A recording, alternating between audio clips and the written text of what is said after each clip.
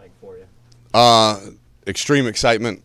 I've been extremely blessed, obviously, to go ahead and win a national championship with Ohio State and see the expression of joy on all those players' faces, and then to begin this new journey with myself, my family, our new staff in there. I can't tell you, the whirlwind of excitement that's going through me right now. How nice is it to be able to concentrate on one job now instead of two? More than you know. Again, I've had 3 great bosses throughout the process in Mac Rhodes, Gene Smith, and Urban Meyer. They've done a fantastic job of giving me all the resources necessary to maintain both jobs and really give my all to both jobs. And then really the staffs, both the offensive staff at Ohio State and then the staff here led by Craig Niver, the assistant head coach who was here for 2 weeks, and then the rest of the staff kind of coming in, trickling in the last couple of weeks. They've done a great job of making me aware of things that are going on a day-to-day basis here in Houston, but also handling things that they knew might be small pebbles, so to speak, that they could get done without interrupting my day-to-day activities. So it's been great. Tom, you talk about getting chemistry with your players, but early on, what are some keys to developing chemistry within the staff, between you and your staff, and then with you? Well, yeah, a lot of these guys I've known and or worked with in the past, so I think that's important. They're guys that I completely trust. We had a long talk this morning. We're still in the middle, 1 o'clock, and we started staff meeting at 7 a.m., just going through everything from expectations of the staff early in the morning to then transitioning into what we're going to be expecting in the off season from the strength and conditioning side of things to then into recruiting. So it's been really not a big issue trying to develop that chemistry, because a lot of these guys, again, we've worked together. So much of this business is trust. You got to hire great recruiters. You got to hire great teachers. You got to hire men that care about their players as if they were their own sons. And I've seen these guys work for 10, 15, going on almost 20 years, some of these guys, and the trust factor there from me is off the charts. Tom, can you talk about Major Applewhite?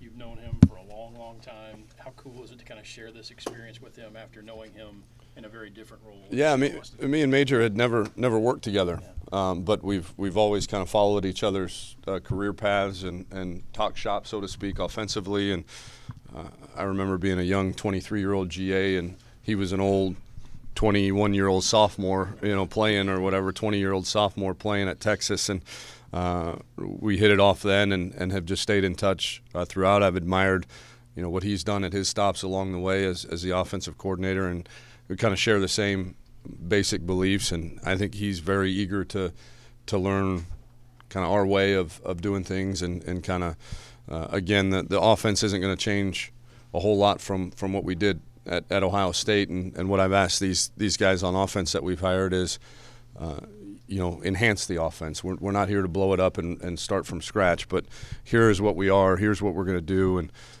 now tell me how you think we can get better at it. Not just with Major, but with the Texas ties that you have with the coaching staff, it's pretty evident. You see their resumes and all that, and you felt that was obviously very important. Very important. I can't tell you enough. This university, this city, this state is unbelievable hotbed of high school talent when it comes to football recruiting, and so it was very, very important for me to have guys that had recruited the area, that had deep roots within the state of Texas, deep roots within the high schools here in the state of Texas, and really wanted to make sure that we are the best. I told them this morning, we're expected to be the best. When people say who's the best recruiting staff in the state of Texas, the University of Houston better be number one on everybody's lips, because we're only as good at coaches as the players that we bring in, to be quite honest with you. And so job number one for these guys is go pound the pavement, bring in the best quality student athletes that they can get from the state of Texas. And I knew in my heart that these guys, having those strong, long, deep-rooted ties in this state was very important. What is the message generally when you go out soon. I think tomorrow you guys will be out. Yeah. What's the message to recruits? Is it, hey, I'm from Ohio State, this is what we did, and we're bringing it to Houston? Is that kind of where it starts? Well, I think the successful football is not just, what offense do you want run, what defense do you run. People have won national championships running all kinds of offenses and all kinds of defenses. That's not really what, although that's a big selling point for individual players, I think more so you try to sell the culture of winning that we've got a head coach now here at the University of Houston that although every program is different, every situation is different, every staff is different, I've been to the mountaintop, so to speak. I've seen how it's done. I've been there. It's no longer what I'm telling you, what I'm preaching to you, what I'm teaching you is not theory anymore. It's testimony that it's actually been done, and I've been there. I've seen it. I've seen the inner workings, and so it's not always going to be easy. It's not always going to be fun, but at the end of the day, if we're all striving towards the goal of winning a championship, we think we've got a pretty good handle on how to get there. Any last things you learned from Urban that last month getting ready for the championship that you maybe didn't before? No, he's a pretty transparent guy. For 3 years, I think I used the expression before. One of the things that was so exciting about getting a chance to be hired by him 3 years ago when I was and get a chance to work with him was I felt like I was going to head coaching school. Not only was I going to win a whole bunch of games, and not only was I going to get to work with some of the finest athletes in one of the best programs in America, but I was going to get to learn how to be a head coach. And he's taught me too numerous things too numerous to count or rattle off. The biggest one being the alignment of the staff, the alignment of everybody that has a hand in your team, that touches your players from academics to strength staff to training room to you name it, that the vision, the message, the clarity of purpose needs to be singular in terms of how you go about your business. And then, the list is, again, too numerous to name, but in the last month, no, we just had our nose to the grindstone trying to win a couple ball games. That's an interesting question. Todd's a guy that doesn't have Texas ties. Todd's a guy that I've never worked with before. Todd's a guy that I hadn't even shaken his hand prior to flying him into Columbus and interviewing him. But he's a guy, as I got ready to be a head coach, I had some opportunities last year, and then this year a couple other ones came up that I wanted to make sure that I did my research on who is out there that is attainable at a place like the University of Houston that's playing really good defense, that adheres to maybe some of the same general principles that I want to do, that I think make a great defense. And so you go and you do your research in the offseason, you do your research as this process unfolded, and the one name that kept coming up was Utah State's defense. I think they had 50 sacks last year. They finished second in the country in tackles for losses. They're always the last 2 years he was there at Utah State, I think they were in the top 15 in total defense and scoring defense. And then when he was at UConn, they had some stellar defenses as well. So he's a guy that I had targeted on my list for a long, long time, really over the last 2 hiring seasons.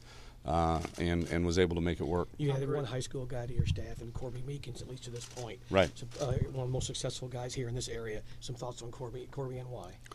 Oh, I actually remember I've been recruiting the city of Houston for so long. I remember when Corby was an assistant on Ron Lynch's staff at Westfield, and he just struck me as an unbelievably sharp, motivational guy that the kids – he was very hard and very demanding of his players, but the kids related to him. When he was the head coach at Westfield, once he graduated from being the offensive coordinator to taking over as the head coach, obviously the wins and losses speak for themselves and what he's been able to do with that program and the heights that he's taken it. But just the way that he interacts with his players, having recruited that high school, going to that high school 3, 4, 5 times a year and seeing the way that he runs his practice, seeing the way that he teaches, seeing the way that he coaches his coaches, and then how demanding and how meticulous he is on the field.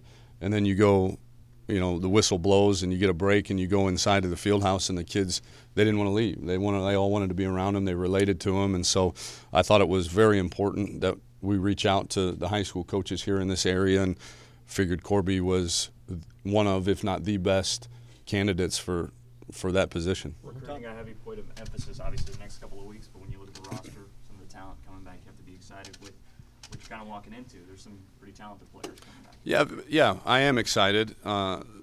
That's really, to be quite honest with you, something that we'll save for later down the road in terms of evaluating the personnel that we have throughout the winter off-season conditioning, and then throughout spring practice. So haven't given it a ton of thought, although I've watched a few games on video. To me, everybody's got a fresh start. Everybody's got an opportunity. I told the team in my team meeting that we had a few weeks ago, I said there is no doghouse right now, but there is no teacher's pet either. You know, everybody's kind of starting from ground zero. You get a chance. I mean, how many times in any endeavor do you get a chance to press restart at the same place that you're at? And every single one of these guys has a chance to press restart, a chance to go prove their worth, a chance to go prove to this staff and their teammates how committed they are and how willing they are to embrace the culture. And so I do know that there is some talent returning. That's, you know, talent only gets you so far. We've got to develop a culture here of toughness and accountability that I'm excited to see, you know, the guys buy into. Tom, was this offense that we saw the Buckeyes the last couple of games, is that exactly a style you want to play here, or did you do things differently because of the overwhelming personnel, like guys like Elliott and such? Yeah, I think the thing that I'm probably most proud of my 3 years there at Ohio State was that we were able to adapt our offense to fit the strengths of our personnel. You know, when we had J.T. Barrett playing in there, we threw the ball a little bit more. You know, Cardell Jones threw the ball just fine, but Ezekiel Elliott certainly got hot there towards the end of the season, and we kind of rode the hot hand a little bit there the last few games, and he proved us right in doing so. And so to say that there's an ideal look to the offense, I don't think that's fair. I think you go and evaluate the personnel that you have throughout the offseason and throughout spring practice, and then you come away in the summer and say, okay, this is what we're good at. This is who we've got. We need to do X, Y, and Z. We'll never stray from our core beliefs of being a spread, shotgun, up-tempo team, but, you know, will we throw it more? Will we pass it more? Will we run inside? Will we run outside? Will we throw short? Will we throw deep? To that, there is no ideal. It's what do you do really, really well, and let's play to those strengths. Let's design game plans around those strengths while continuing to improve maybe some of the weaknesses that you have. What do you see as the biggest challenge for you're facing as you take over this team? Trust. You know, anytime a new guy comes in, you know, we're still dealing with 18 to 22-year-old kids. Some of them with backgrounds maybe not as ideal as others, and so trusting the new guy is always hard. So we've got to do a really good job. I told our staff this morning, I want you to reach out to every single one of your players. I want you to talk to them. I want you to get to know their parents, their you know, who's ever the meaningful people in their life. Reach out to them, let them know that you care, let them know that you're excited to get to know them, not just as a football player but as a person.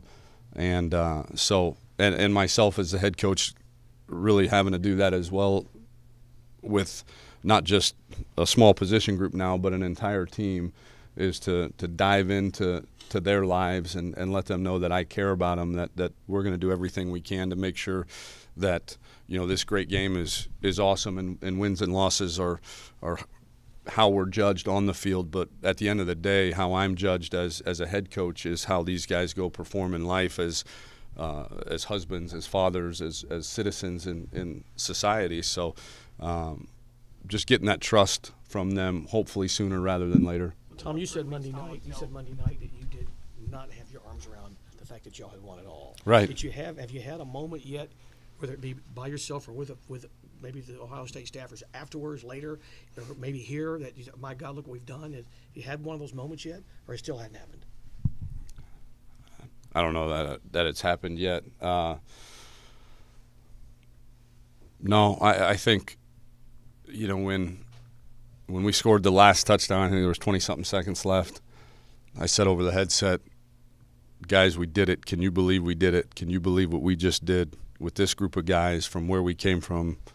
We did it. And I just kind of remember back to that feeling, that moment of you know, just kind of the humongous exhale of emotion going through my body, and then, you know, just sharing that with those guys. But beyond that, you know, I don't know that I've really grasped the enormity of what has happened, just because I got here last night, tried to meet the guys, took them out for a bite to eat, and then we were up here at 7 a.m. for a staff meeting today, grinding away at what we got to get accomplished here at Houston. You've got about 3 weeks now for recruiting. Does the emphasis or does the focus? So how do you tackle that, knowing that you've got some commitments already? Right. From the previous, do you try to incorporate some last minute stuff on your end, and will you use the entire? I guess it's 25.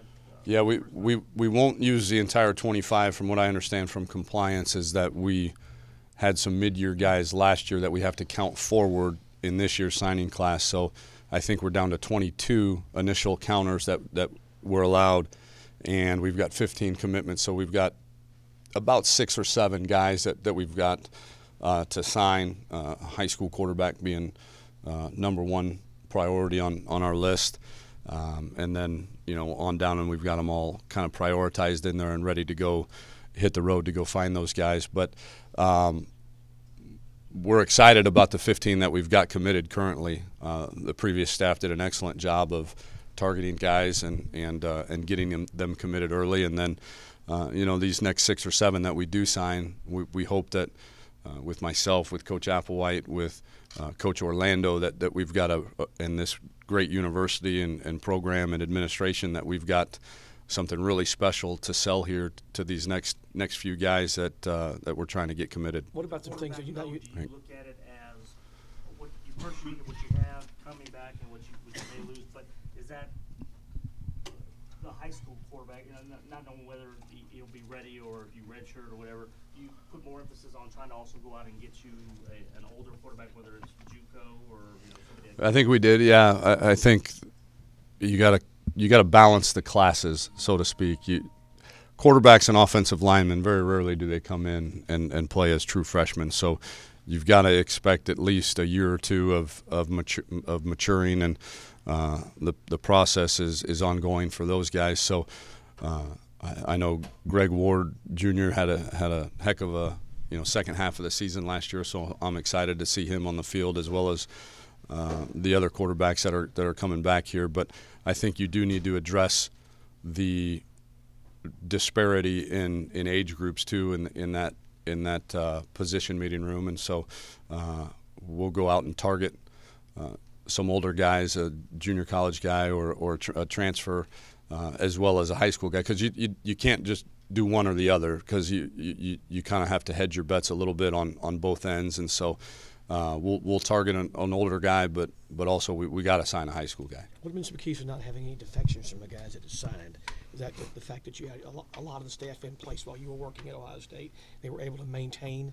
Is that a key? How do you view that? Yeah, I think so. I think this university and this program, I think that's probably the biggest thing is kids didn't commit to a staff. They committed to a vision. They committed to an administration. They committed to an education. They committed to a university. They didn't just commit to 10 guys sitting around with a whistle around their neck, and so and then having the staff come in and pound the phones hard. We've got tremendous relationships within the high schools that our coaches that got hired early were able to get through to the high school coaches, make sure how important their guys were to us, their commitments were to us, and I think we only lost maybe 1 or 2 throughout the entire process, which is a testament to this great university, but it's also a testament to the guys that got here early, and we're committed to making those guys understand how important they were to us. Coach, is this type of team you feel like you can come in and win out 2015 with, or you think it's a more rebuilding process? You got to build culture for a year or 2. I don't know. I won't know that until probably after spring practice, until I know really at the end of the day what are our strengths and what are our weaknesses. I would like to think they won 8 games last year, and have some guys returning, so that's exciting.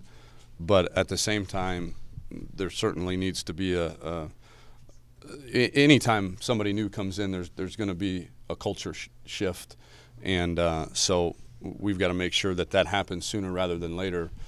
Before then, we can determine, okay, what is our talent level? Where are we what's realistic for us, what's not realistic for us in terms of going into the fall. But we probably won't know the answer to that till after spring practice. Coach, what's the initial impression do you hope to leave that's going to last the whole season? That's going to bring the Rabbit fans to the new stadium?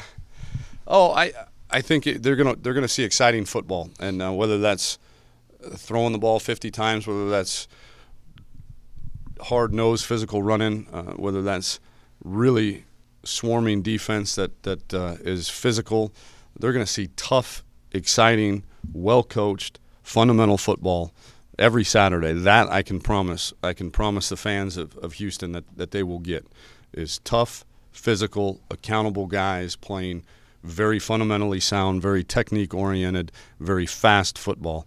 And how that looks and how that manifests itself in the fall, again, is something that we'll be constantly working on throughout the offseason. But I can promise the fans of Houston they're going to get a tough, physical, fast, exciting outfit out there. Welcome to you. Thanks.